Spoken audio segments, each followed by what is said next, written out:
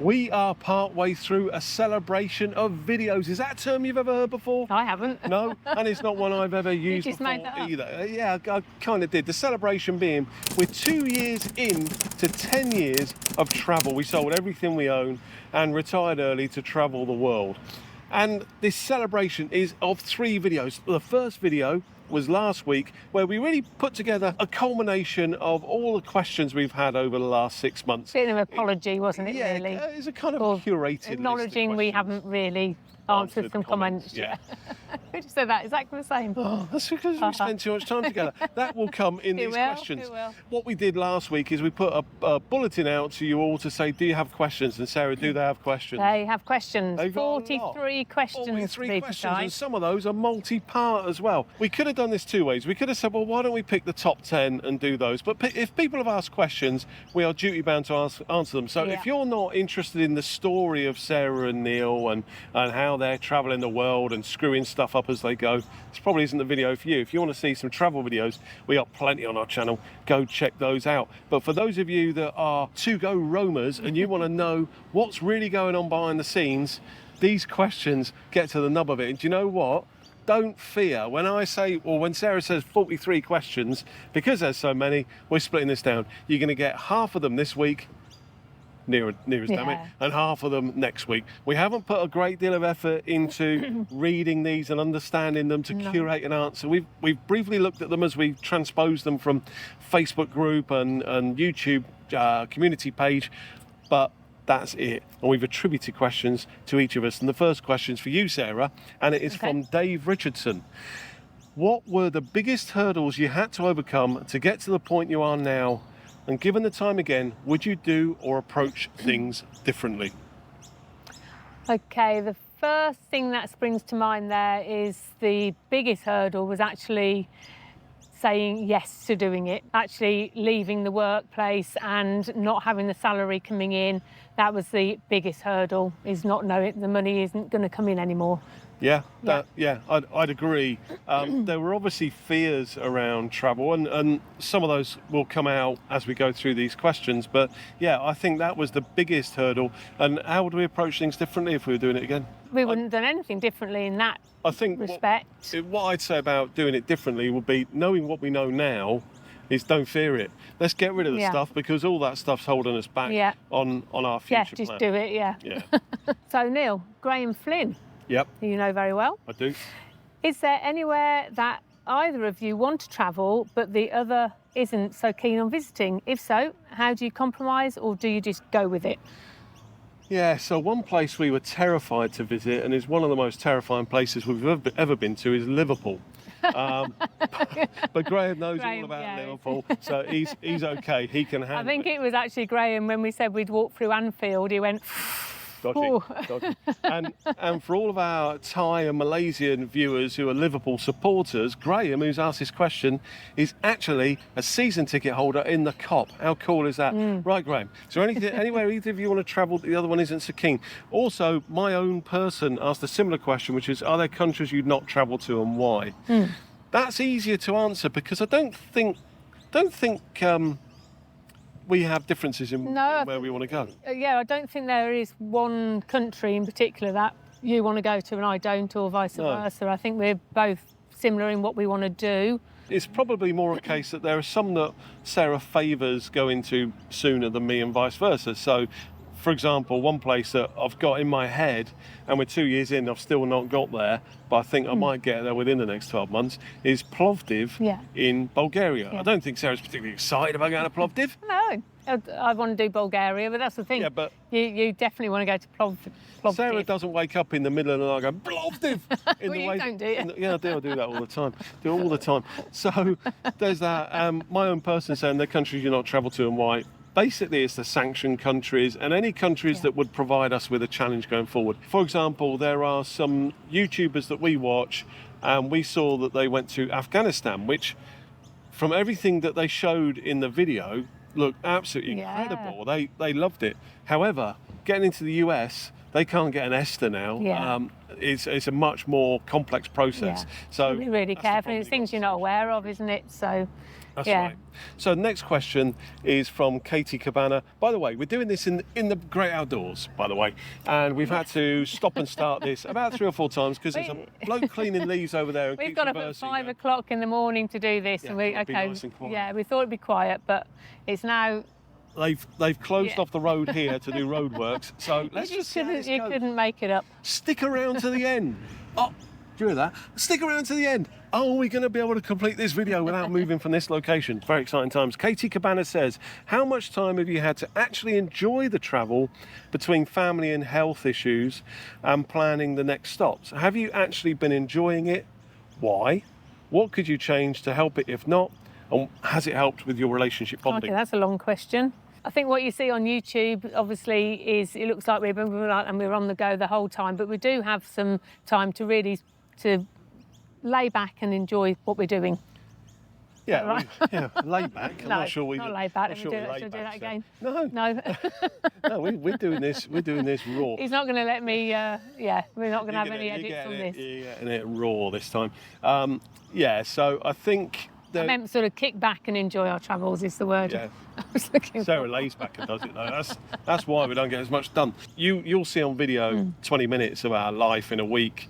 Now that 20 minutes might take 2 days, Yeah. 2 to 3 days to produce, but the rest of the time, remember, we don't have a job, so we are relaxing and enjoying life as well as going out Yeah. sightseeing and living like locals as well. Yeah. So I We think do we've do got a the lot of balance. planning, and the planning can take us days. So we do have days where we're just behind the laptop planning, depending what we're actually And doing. I think a learning point from that for you would be, don't knock yourself. There are times when we're in a wonderful place at the moment. I'm not going to tell you where it is because it's going to come up in a later video.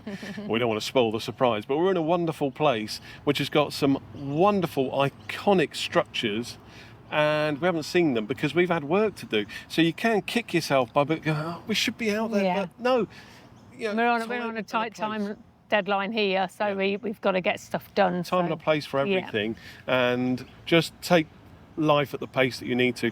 Has it helped with our relationship bonding? I think our relationship was I'm pretty going to say, bonded. yeah, I don't Really? think there's been much Yeah, more bonding. yeah, I know. That's- Feel like Siamese twins while we sat here, so we couldn't be any more bonded than that. Okay, so Joanne Whiteley, visas and affordable insurance for a Brit planning to spend 6 months in Southeast Asia. Okay, there's 4 questions here, Yeah. so go through all those and I'll Okay. kind of roll it all up. All right, and Amanda Carroll, with all your pre-existing medical conditions, does your health insurance cover you, as in safety wing? Lisa Barata, with recent health issues, will buying health insurance to be more difficult? Exclusions for pre-existing conditions. Stephen Ponte, have your recent health scare issues changed anything about your future plans, e.g. what countries will you visit, how will you travel, what you might stay away from, etc.? Yeah, okay. So kind of roll those up together because Yeah. they're all kind of travel and health Insurance and health. So as with any health insurance, you're covered for anything but pre-existing medical conditions. The only pre-existing medical condition that I have is hypertension. Everything else I've dealt with, I think, is a case of hypochondria, and I think No, it they wasn't. do cover me. It for wasn't, that. yeah. So they're It's hopefully not a condition that you're going to No. suffer with and need medication for. Exactly. And hypertension, I'm hoping that through healthy lifestyle, I can put that into. I'm hoping. I'm allowed to hope. You're You're allowed to hope, hope. Sarah. If you take away people's hope, they've got nothing. Yeah. Yeah, okay, I'm hoping to put my hypertension into remission. okay. Okay. Affordable insurance for a Brit plan in 6 months in Southeast Asia. We use Safety Wing. We're not going to vouch for it either way. We've used it for 2 years. We have nothing negative or positive to say other than to say it's a very simple process to get the insurance and to pay it every month, and it's switch off and on, or you can be abroad and turn it on. Yeah. There's very few insurances actually allow you to do that. Visas for Southeast Asia. The one bit of advice I would say is go to the actual government websites. Don't use an agency, or make sure you're on the official government website. Yeah. Steve says about health changing future plans. Not really. I think the only thing I would say to that is probably nothing to do with the health condition, just something I read in bed this morning at 4:30 because we had a mosquito in the room that wasn't allowing us to sleep. And that was a statistic that if over the age of 65, if you fall, something bad, how was it? If you fall over the age of 65, I don't know, things aren't good. If you fall a second time, I think your propensity to fall again is higher.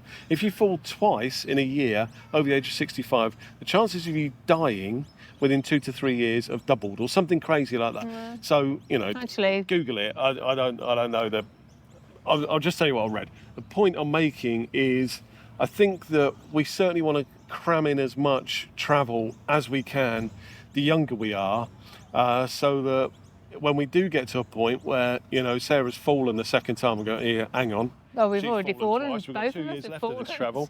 Yeah, but we're not over 65 yet. No, that's so good, when we're yeah. over 65, I'll see a topple again and go, right, we've got 2 years. Let's head to Disneyland. So other than that, Steve, it hasn't really affected. We just want to double down on we want to double down on parts of travel that might get more difficult the older you get. Yeah, definitely. Stick with the channel, because we don't quite know what that means yet. Yeah. But there's a few things we're talking about Might bring at the moment forward a bit. that we might do like a year from now that will be interesting. And also from a medical perspective, we've mentioned in a previous video that we will return back to Kuala Lumpur for medical reasons, so to get our pre-screenings done and things like that. Any medical issue, Kuala Lumpur's a place for us. Yeah. Dawn Bryan. Yep.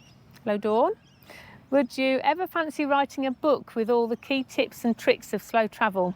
Early retirement with snippets, best bits from all your videos sometime.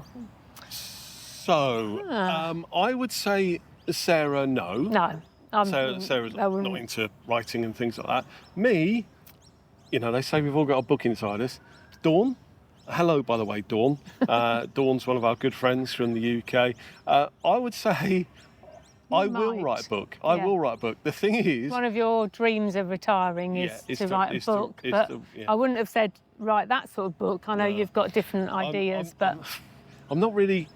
Maybe we will. If it can be funny, if we can write a funny book about our travels, maybe it will. But I've always had this thing about writing a novel. I've got 2 novel ideas which are incredible, because one of them is it's a time travel one involving a magician from Germany, and the other one is about the G7 and how all the leaders of the G7 die overnight. Crazy. So I want to write those, but I can't see anyone wanting to read them. So there will be people to read them. Yeah. I'll read it. Yeah. Don't read it. I would say your mum would read it, but the last book she's read it 3 times. I didn't realise she'd read it. So she'd probably be ideal, actually. Right. Next one, Sarah. Okay. Also, this is for you again. You're getting all the questions. So I think we've got some money questions coming. Right. And if you saw last week's video, as I say, careful taking financial advice.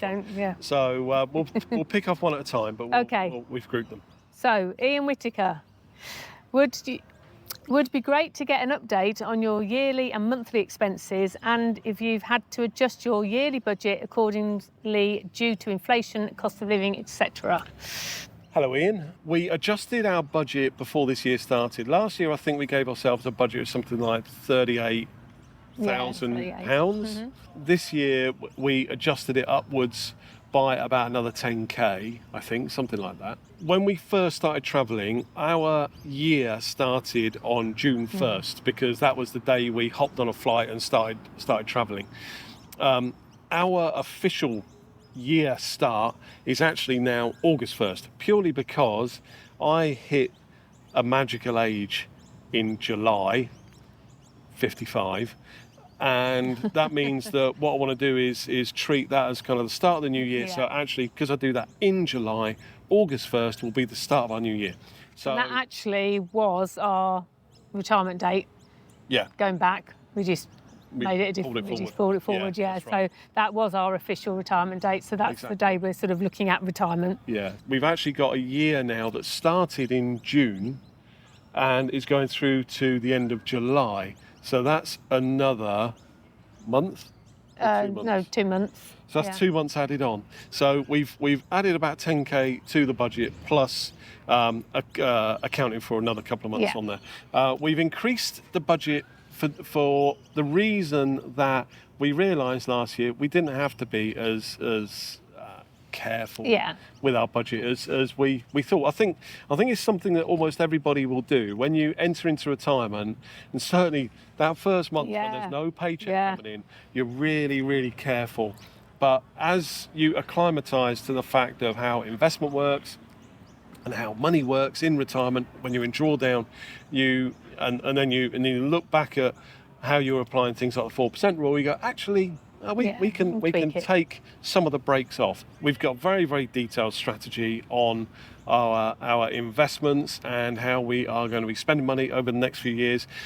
So it's not been due to inflation. However, each year when we look at our number, so at the end of this year, and this year is probably a firm number that we're going to use going forward, we will apply the prevailing inflation rate going forward for the next year, and so on going through.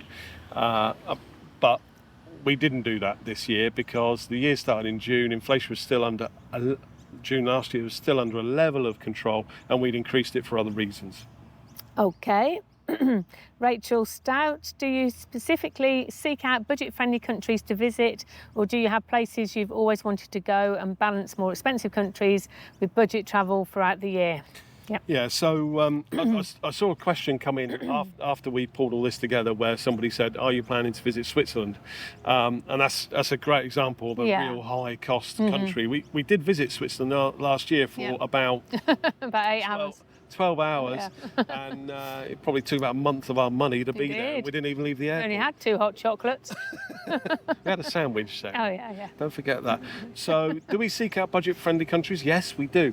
And probably you posted this before last week's video, and in last week's video you saw the breakdown of how we budget through the year of having low-cost, medium and high-cost locations we want to visit, and we ensure that we have the balance right going through the year. So this year, which started in June 2022, we were in Thailand, which is extremely cost effective.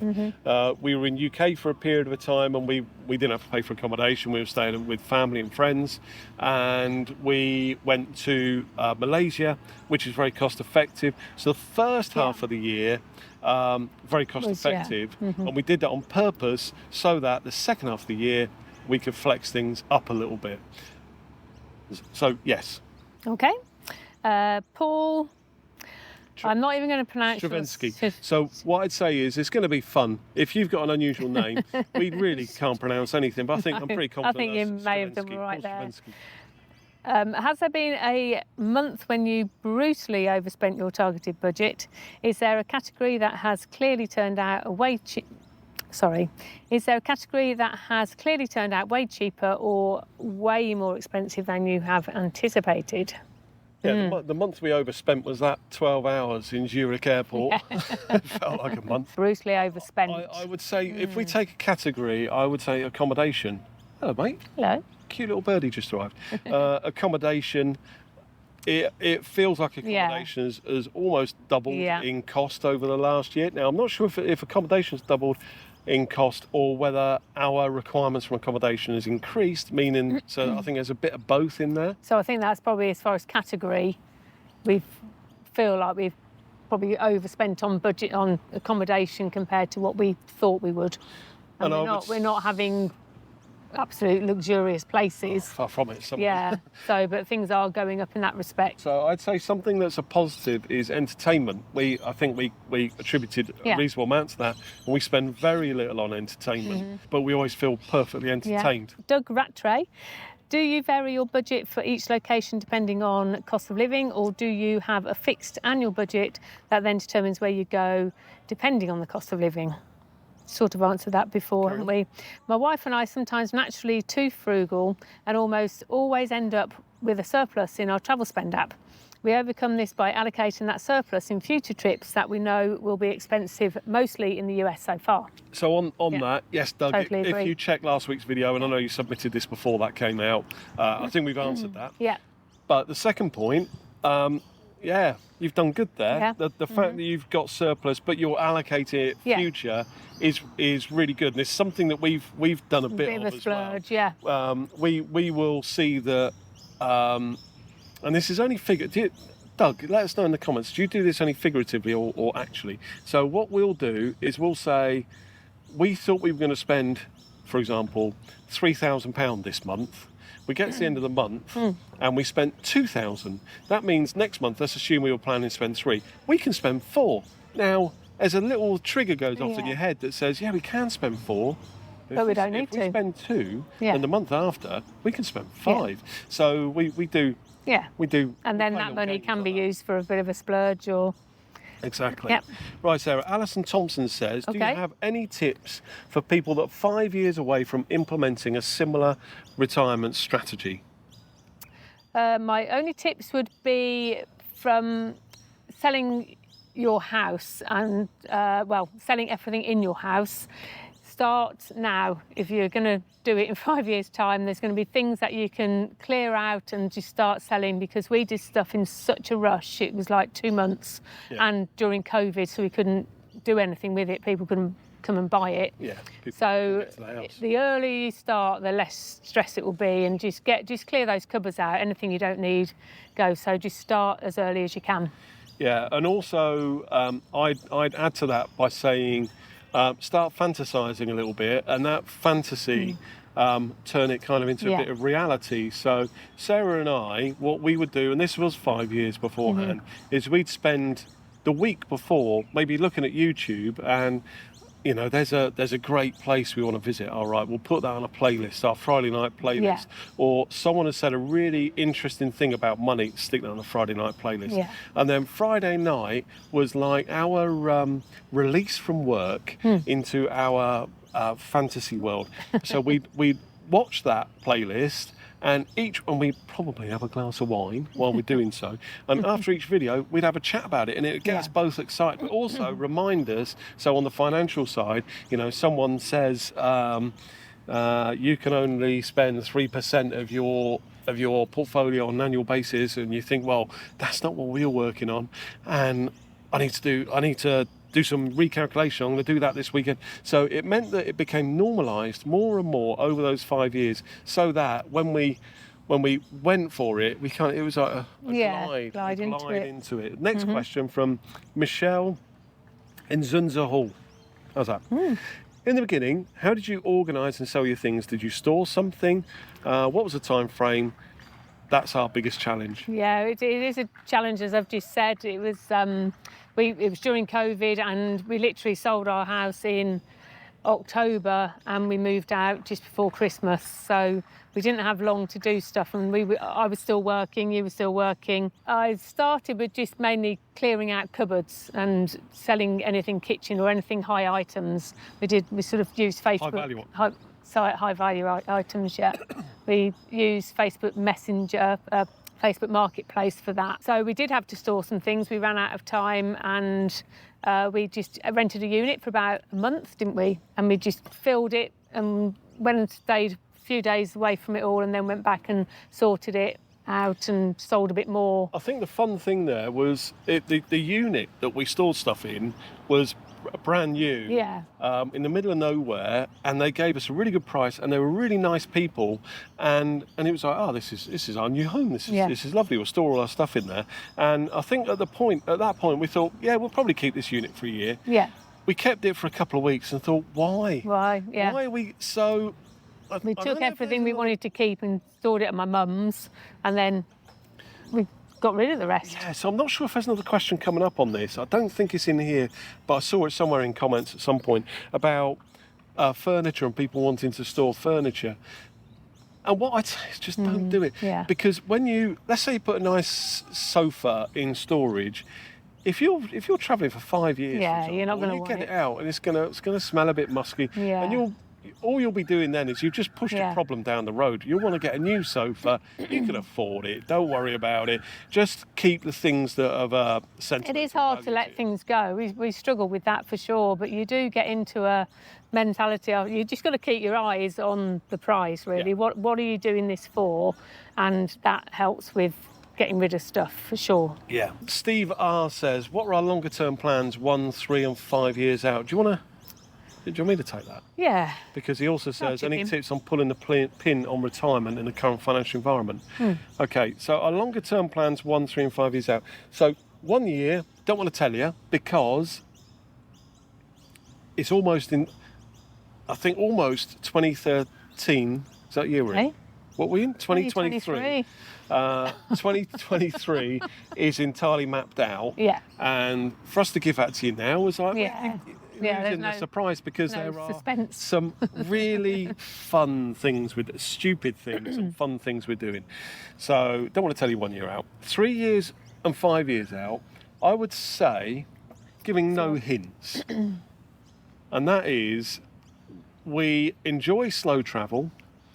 We enjoy fast travel. However, I in particular hate the process of packing up and schlepping our stuff everywhere and unpacking it on a regular basis. So if there was a way to overcome that so that we can slow travel, also do a bit of fast travel, such as an RV or motorhome where we could store some stuff, I wouldn't be at all surprised if in 3 to 5 years you saw us doing something like that. Maybe. And if we do that, we would mix it up. So we may be saying we'll spend a bit of time in an RV, kind of fast travelling, and then we'll go from there to 3 months in Malaysia, or a month in Malaysia, a month in the Philippines, a month in... give me another country. I can't think of any Well, countries. over that way. Any. Oh, I I can't think know. of a country. Japan. That's it. Japan. I knew there was another. We had another question, which will be coming up, I think, next week, but a little hint for you. Are we coming to the Philippines? Of course we're coming to the Philippines. Not just at the moment, but we will be in the Philippines. And any tips on pulling the pin on retirement in current financial environment? What I would say is, what current financial environment? If you look back at last week's video where I talked about black swan events in there, there's always something going on. You can bet your bottom dollar. Think about this now. Maybe make a note of the things you think are going to happen in the next 12 months that you cannot possibly imagine could happen, and you will be wrong. And there's going to be things happen in the next 12 months that you couldn't have imagined would ever happen. And that's just the way the world is. What I would say in the current financial environment, be educated, understand how money works. I don't want to give financial advice, but don't get involved in get rich quick schemes. Don't get involved in coins and all that kind of crazy stuff. Have a consistent plan that you can follow, that you understand, and if needs be, employ a financial advisor that can assist you with it. I've said that this is going to be a 2-part, this Q&A. Next week, we're going to tell you a bit more about our investment strategy. Okay, that was good. Cool. So you're Rick Webb. Yep. How far out do you scout for an Airbnb or similar rentals? What, do you want to answer that? Yeah, I can do. It really does depend on what we're planning, because we, as Neil just referred to, we do have 2023 mapped out now, so we've been scouting very early for those Airbnbs. There's certain places that will get very booked up and the price will just ramp up.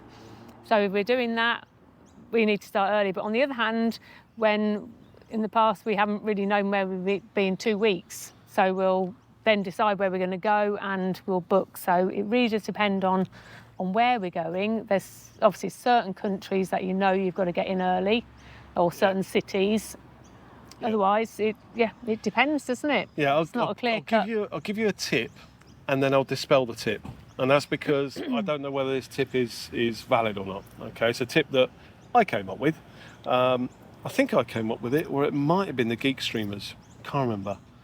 I'll take it, unless one of them messages stick it in the comments, guys, if it was you. but I've seen something recently where somebody has debunked that, saying it's a bad idea. That is, let's say, for example, you have an outline plan to go to Mexico City 6 months from today. What my advice would be, my tip would be, is, this was the Geek Streamers, I'm pretty sure. What their advice would be is 6 months out, go onto Airbnb and have a look at the stock. Look what Airbnbs are to stay in. Not only look at it, but create a what do they call those lists? The wish list. Wish list. You put a little heart on it. Yeah, so you can create a Mexico City wish list and start to put them on there. And let's say you get 40 Airbnbs on there. It's painstaking. Yeah. We're also making a video about Airbnb in a few weeks' time. But anyway, it's painstaking to do. It'll take hours. But get like 40 on there. Don't look to book anything. Just stick them on there. Then next week, have a look. So you know the number's 40. Next week, look at that wish list. How many are on there? If it's 40, then you go, well, there's no rush. If it's 39, one's gone. Let's say you're now 3 months out. You did that 6 months out. You're now 3 months out. And you look at that list and there are 10 left, then you know you better start booking something because there's been a bit of a rush. Yeah. I also heard from someone, I can't remember exactly who said that if you put something on a wish list, next time you go back to it, the price is increased. Yeah. But I haven't seen that to be the case. Yeah. So if you want to check it and let people know in the comments, if you know the answer to that, let us know in the comments. Sarah, question Kerry Johnson asks is, I find it hard to know who to trust, which ultimately holds us back from immersing ourselves in the local culture and making new relationships. Have you got any tips? I think the only tip I can give on there, I totally understand that point, and we suffer from that as well, I think, don't we? Mm-hmm. But we leave ourselves, we don't really put ourselves in that scenario, whereas we're in tourist areas and we get into the tourist trap. If anyone approaches on the street, generally it's going to be a bit of a scam. And it's going to be more in their interest than yours. Yeah, exactly. And if we want to do a trip of any kind, we'll do the research and we'll go on to Google and book, we'll read reviews of trips and things like that. Or use recommendations. There's one of our Patreons recommended a guide recently. Yeah. And it meant that we were relaxed. Totally relaxed on that. So we try not to put ourselves in any environment like that. So, but the other thing we have learned is around the world, people are lovely, and I think you've got to get over that not trusting or just being relaxed in a country. Always keep an eye on where you are and that sort of eyes in the back of your head. But yeah, so I'd add to that by saying don't seek it out. Let's use it as an example. Remember back when you were dating, you may still be dating, I don't know, Kerry Johnson. You may well, you could be 16. All right, Kerry, young 16-year-old Kerry. What you'll find, Kerry, is when you go out dating, when you're looking for it, it doesn't appear. Mm-hmm. You're looking for the perfect person. Yeah. That person just doesn't appear.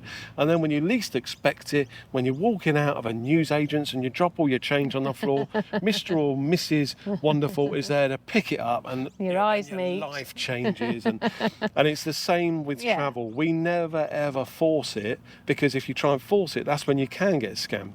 What we do is we get presented with people as you go through life. And take, for example, we're in an Airbnb at the moment, and we really, by chance, met our Airbnb host. I don't think there was any plan for us to meet our host. We had trouble getting in through the front door, which was my fault, but having trouble getting in through the front door. So I pinged him.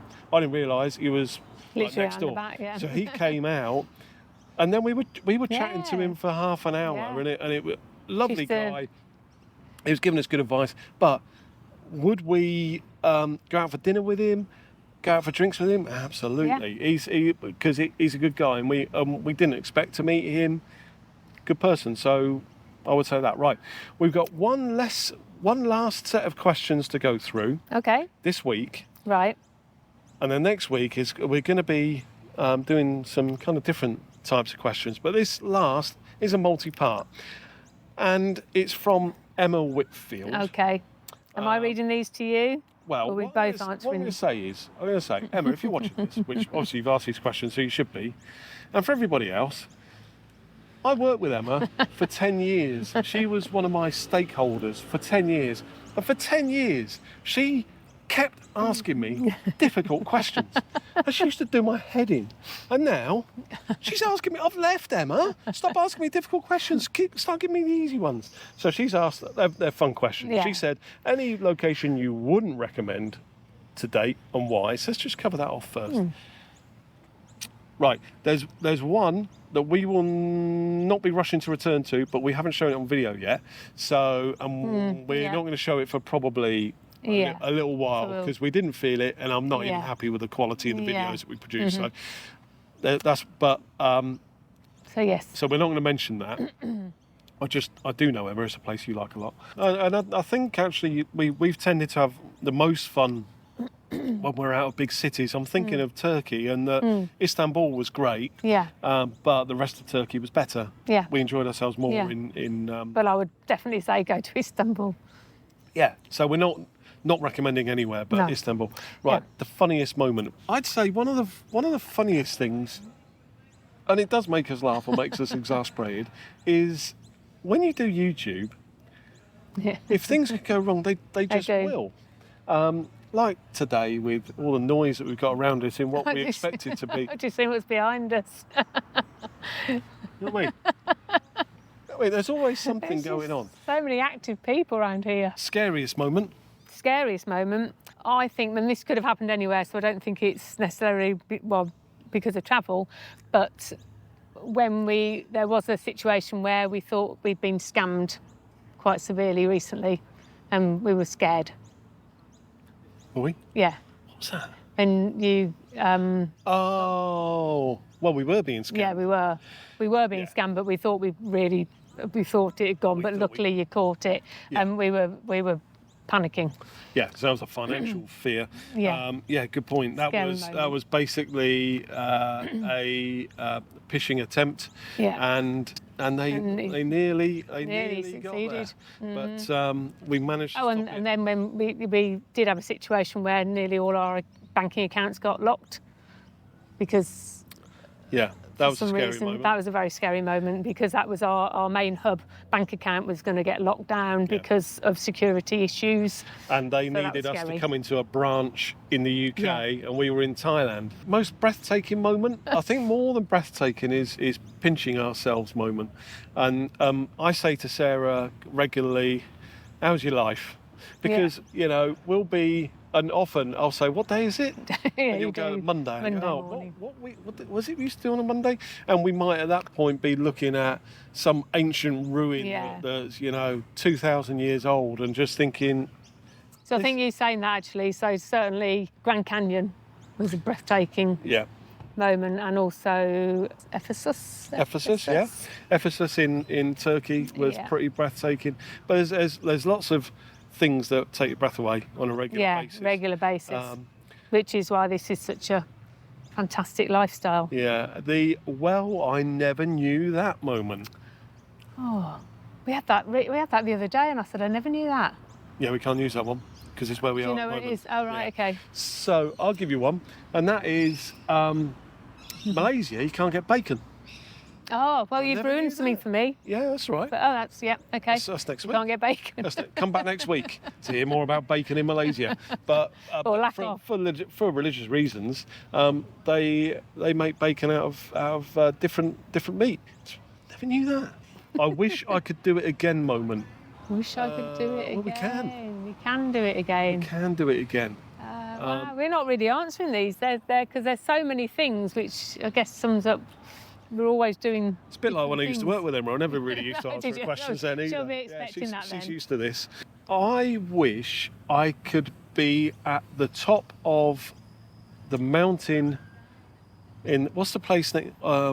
Oladinez mountain, where they do the skydive, not skydiving. Paragliding. And I actually did it. Did it? Yes. We both wanted to do it. Yeah. But we didn't. It looked incredible, but too scared.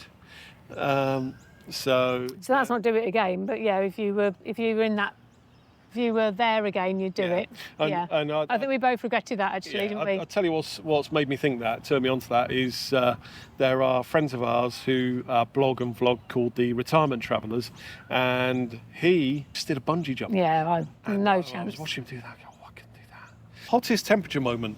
I would say 2022 and 2023. All of it. So Southeast Asia is just hot. We can cope with dry heat. It's the humidity. It's the humidity, and that does impact our travels. Absolutely. So Southeast Asia for sure. So we will be spending less time in Southeast Asia than we unless we're north. To. Our coldest temperature moment has an easy one. Yeah. So that would be in Athens. In Athens, when we didn't have any heating and we were stranded at the airport. Actually, that goes back to one of either funniest and scariest. So that was quite a scary moment because we didn't have anywhere to stay. I'll link that video at the end of this because if you haven't seen it, it's fun. One of the funniest now, but it was scary for me at the time, was when I fell over there. Yeah.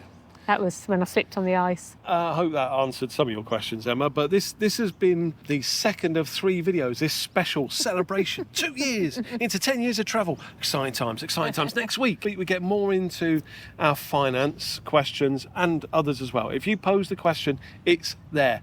If we didn't do it this week, it'll be coming next week. And also, we're going to be answering the biggest question of all. That is, do we get on each other's nerves? Maybe you want to put in the comments below whether you think we do or not. You may also want to look in the description below at our Patreon. Our videos would be nothing if it wasn't for Patreon. We wouldn't even be doing it if it wasn't for them. And you may want to consider joining our Patreon because we share so much more. Our Patreons actually know where we're going to be for the whole year ahead. And if you need to know that, the only way to find out is join our Patreon. You've been watching To Go Rome. We'll see you next time. Bye.